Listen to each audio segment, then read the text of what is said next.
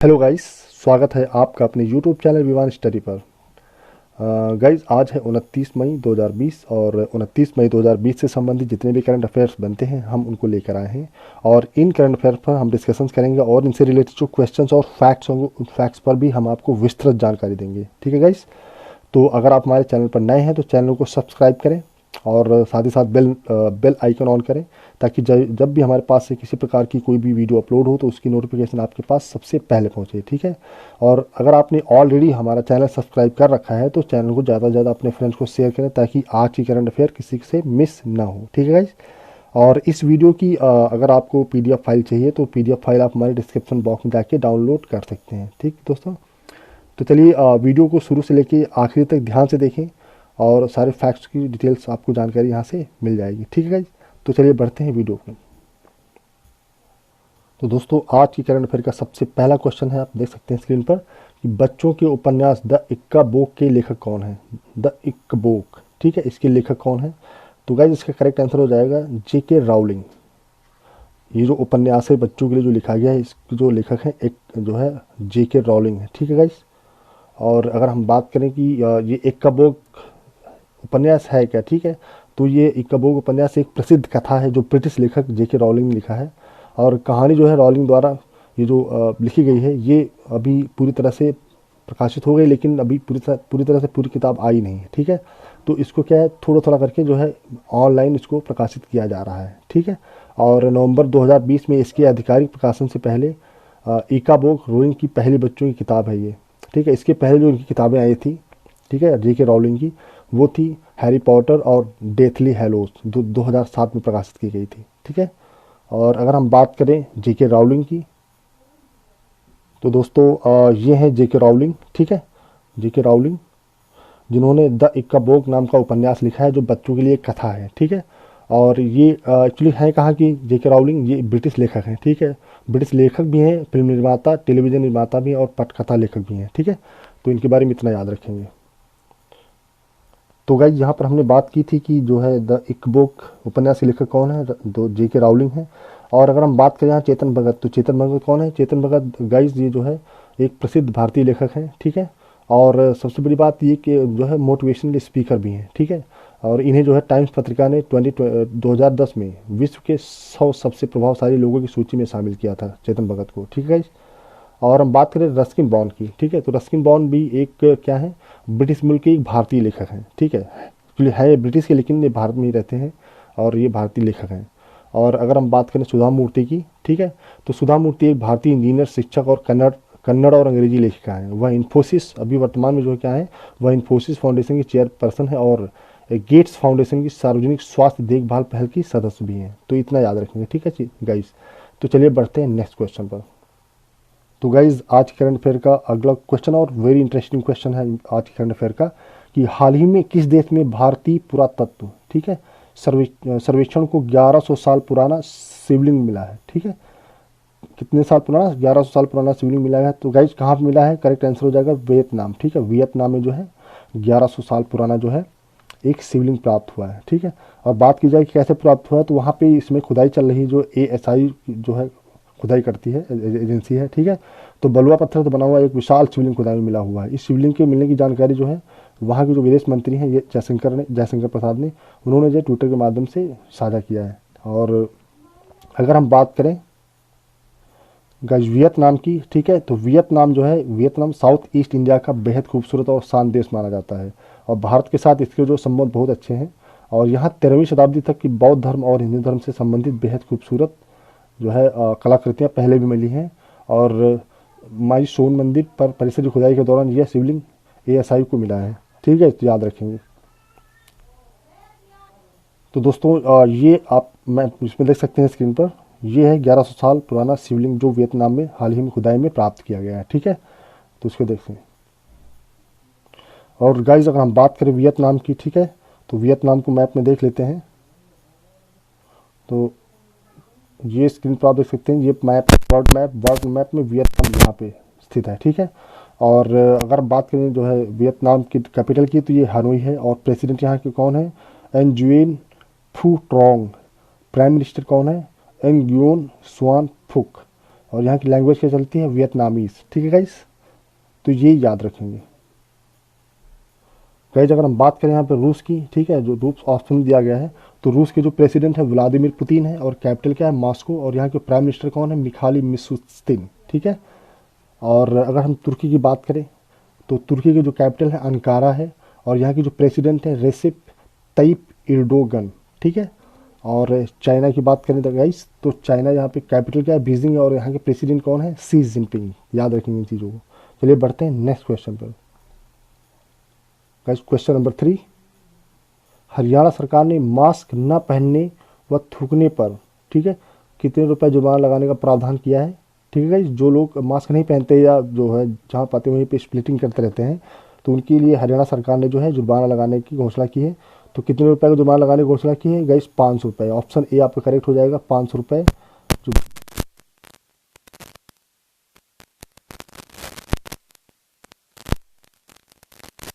देखभाल करेंगे विकास और पंचायत अधिकारी और शहरी क्षेत्रों में अधिशासी अधिकारी और सचिव स्थानीय निकायों के अन्य अधिकृत अधिकारियों के पास उल्लंघन न करने पर जुर्माना लगाने का पूरा अधिकार दिया जाएगा। ठीक है। और जुर्माना नहीं भरने पर आईपीसी की धारा 128 के तहत कार्रवाई की जाएगी। और कोरोना के बढ़ते संक्रमण को रोकने के लिए सार्वजनिक स्थल पर थूकने पर भी रोक लगाई जरूरी है। ठीक है, रोक लगाना जरूरी है, मतलब यहाँ पे इसीलिए जो है इस नियम को पारित किया गया है कि अगर कोई भी मास्क नहीं पहनता है या इधर उधर स्प्लिटिंग करता है, थूकता है, तो उसको 500 रुपये जुर्माना देना पड़ेगा। ठीक है, तो याद रखेंगे इस चीज़ को। चलिए बढ़ते हैं नेक्स्ट क्वेश्चन पर। गाइज नेक्स्ट क्वेश्चन में बढ़ने से पहले मैं आपको हरियाणा के बारे में जानकारी देता चलूँ साथ ही साथ। दोस्तों ये मैप में हरियाणा है, आप यहाँ पे स्क्रीन पर देख सकते हैं, जो येलो एरिया ये हरियाणा है। और हरियाणा की जो कैपिटल क्या है, चंडीगढ़ है। और यहाँ गवर्नर कौन है, सत्यदेव नारायण आर्य। और चीफ मिनिस्टर कौन है, मनोहर लाल खट्टर। ठीक है।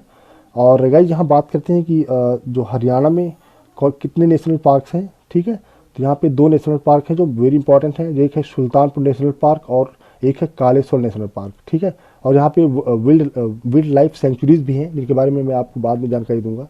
बस ये इंपॉर्टेंट याद रखिएगा, मतलब 2 नेशनल पार्क्स हैं जो वेरी इंपॉर्टेंट हैं, सुल्तानपुर नेशनल पार्क और कालेश्वर नेशनल पार्क हरियाणा में अवस्थित हैं। ठीक है, तो चलिए बढ़ते हैं नेक्स्ट क्वेश्चन पर।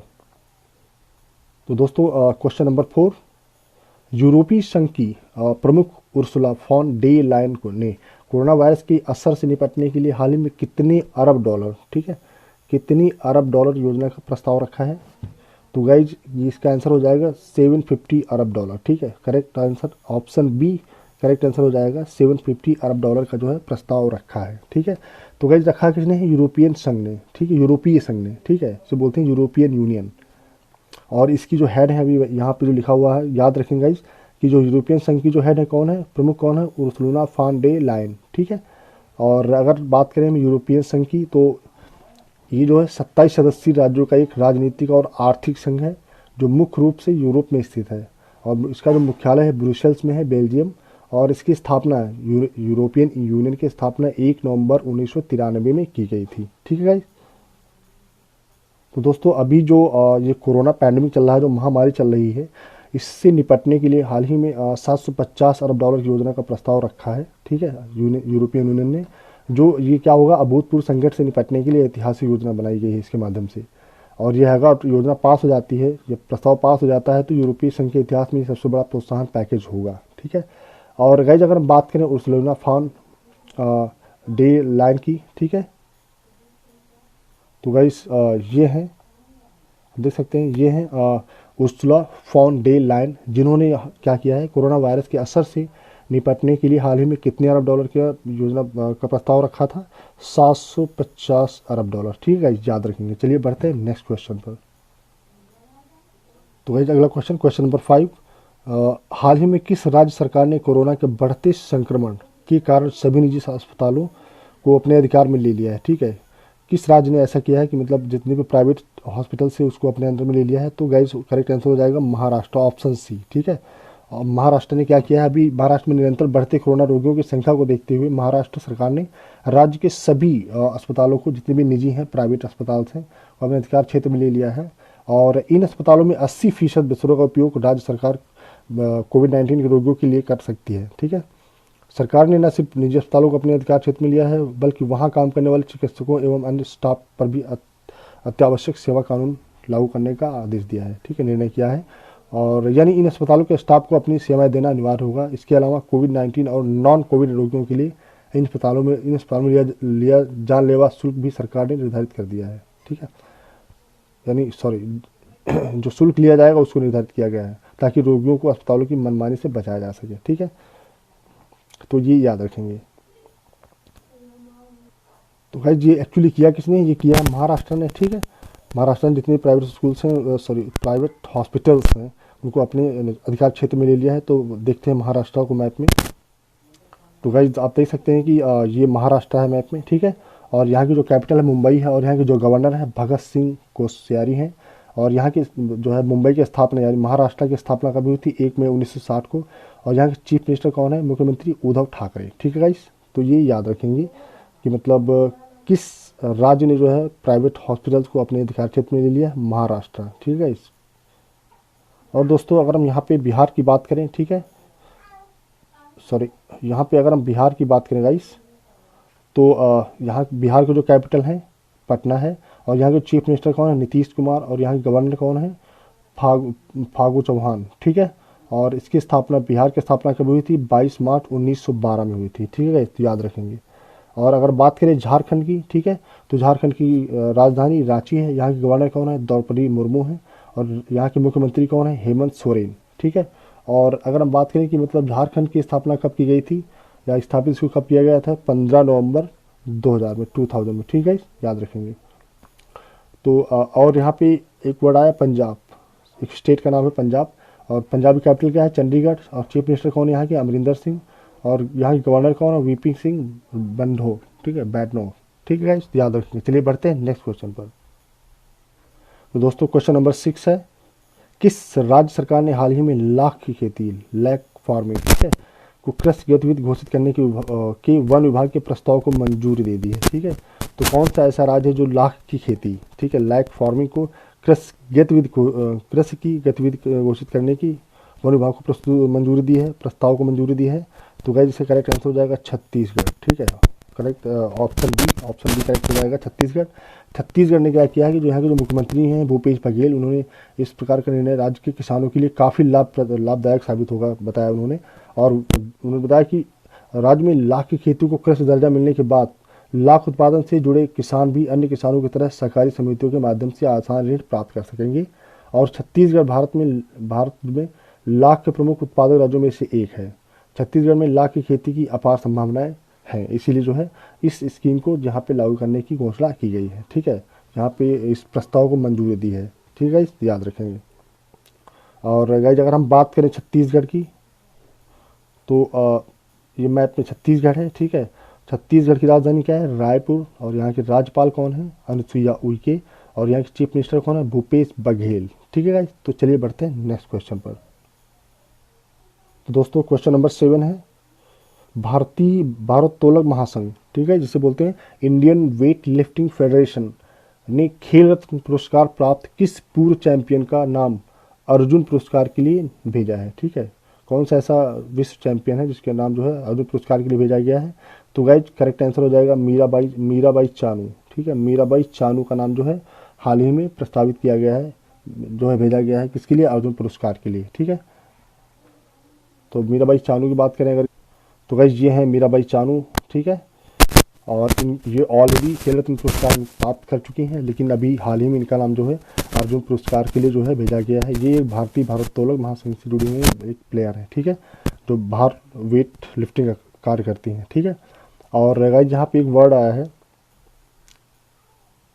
तो दोस्तों एक यहाँ पे टर्म आया है भारतीय भारोत्तोलक महासंघ, ठीक है।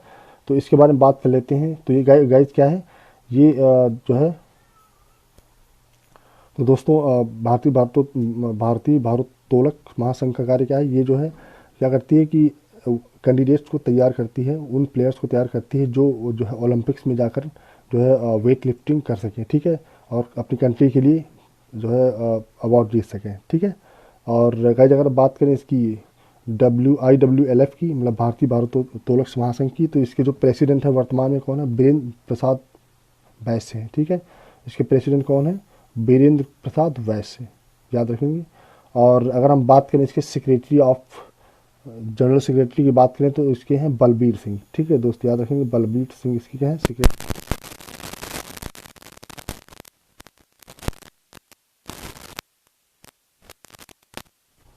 तो भाई नेक्स्ट क्वेश्चन है क्वेश्चन नंबर 8, कोरोना संकट के बीच कौन विश्व का तीसरा सबसे अमीर शख्स बना। ठीक है, कौन सा ऐसा व्यक्ति है दुनिया का जो सबसे अमीर बना, तो गाइज करेक्ट आंसर हो जाएगा मार्क जुकरबर्ग। ठीक है,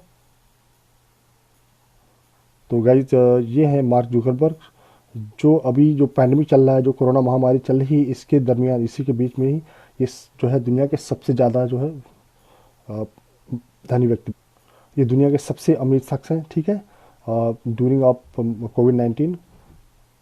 और गाइज साथ ही साथ जो है ये मार्क जुकरबर्ग जो है, ये जो है फेसबुक के क्या सीईओ भी हैं। ठीक है, और इसके फाउंडर भी हैं, दोनों हैं। ठीक है, तो याद रखेंगे। हर क्वेश्चन कभी याद आता है कि फेसबुक के फाउंडर और सीईओ कौन है, तो मार्क जुकरबर्ग। चलिए बढ़ते हैं नेक्स्ट क्वेश्चन पर। दोस्तों नेक्स्ट क्वेश्चन, क्वेश्चन नंबर 9। ठीक है, अमेरिका ने कोरोना वायरस से निपटने के लिए किस देश को हाल ही में 60 लाख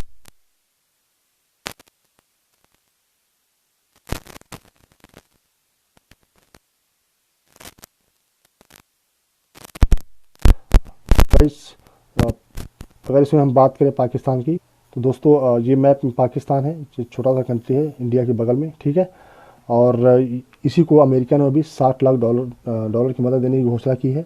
और इस धनराशि से करेंगे क्या, मतलब किस लिए दे रहा है अमेरिका। अमेरिका इसलिए दे रहा है ताकि वहाँ के जो स्वास्थ्य कर्मियों को और प्रशिक्षण दिया जाएगा और अस्पतालों में कोरोना वायरस संक्रमण के गंभीर हालत वाले मरीजों की देखभाल की जाएगी। ठीक है, तो ये है। तो दोस्तों ये तो था पाकिस्तान जिसकी बात की गई अभी। अगर हम जापान की बात करें तो जापान के इसमें प्राइम मिनिस्टर कौन है, शिंजो अबे, और कैपिटल क्या है टोक्यो, और यहाँ की करेंसी क्या चलती है, जापानीज येन। ठीक है, यहाँ पे येन चलती है, याद रखेंगे। और अगर हम बात करें इंडोनेशिया की, जो आपके ऑप्शन में दिया है इंडोनेशिया। ठीक है, तो इंडोनेशिया की कैपिटल क्या है, जकार्ता है, और प्रेसिडेंट कौन है, जोको विडोडो, और यहाँ करेंसी क्या चलती है, इंडोनेशियन रुपया। ठीक है, इंडोनेशियन रुपया चलती है। तो गाइस चलिए बढ़ते हैं नेक्स्ट क्वेश्चन पर।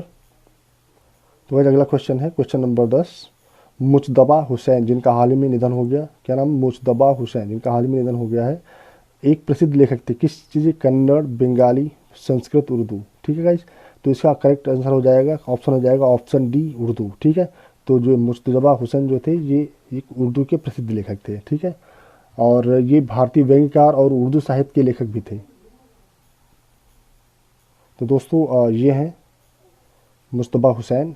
ठीक है, और हुसैन ने कई किताबें प्रकाशित की और हास्य पत्रकारिता के 15 से अधिक संस्करणों के साथ इनमें से कई का हिंदी, अंग्रेजी और अन्य भाषाओं में अनुवाद भी किया। ठीक है, तो ये याद रखेंगे, ये इंडियन क्या है, राइटर हैं, और भारतीय जो है राइटर होने के साथ साथ एक व्यंग्यकार भी हैं, मतलब कार्टूनिस्ट हैं। ठीक है, तो चलिए बढ़ते हैं नेक्स्ट क्वेश्चन पर।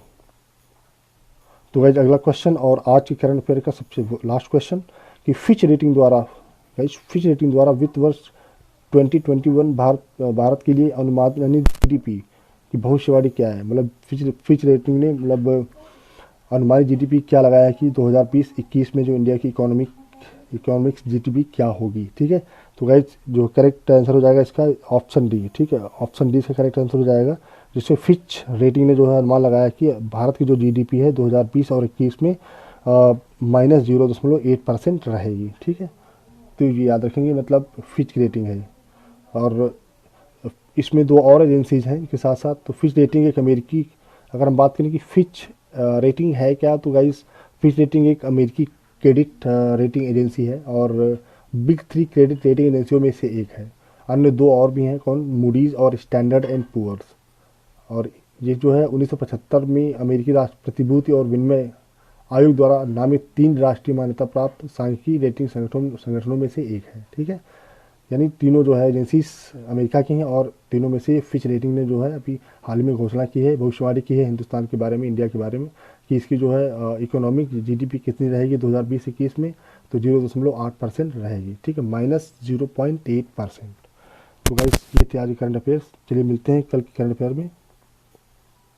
तो गाइस वीडियो को ज़्यादा से ज़्यादा लाइक करें और अपने दोस्तों को शेयर करें ताकि आज की करंट अफेयर मिस ना हो। और अगर वीडियो से संबंधित कोई सजेशन या किसी प्रकार का कोई भी आप कमेंट करना चाहें तो आप हमारे कमेंट बॉक्स में जाकर कमेंट कर सकते हैं। ठीक है गाइस, चलिए thank you so much, thank you.